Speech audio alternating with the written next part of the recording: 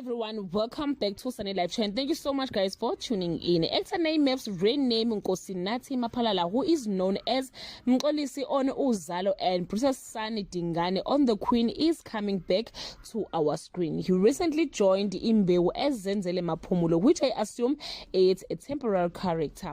But guys, the other good news is that he is coming back to The Queen now that Kagiso's character, portrayed by Loyiso McDonald, has left the show. It might be possible for Naimap's to stay longer and close his gap. The information was revealed by Nate during difficult time of Shona Ferguson's passing. In their last conversation, Naimap says Shona was excited for his return to The Queen and was looking forward to the magic they will create once again.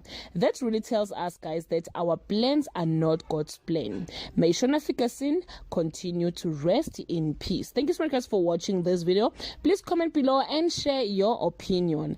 Bye.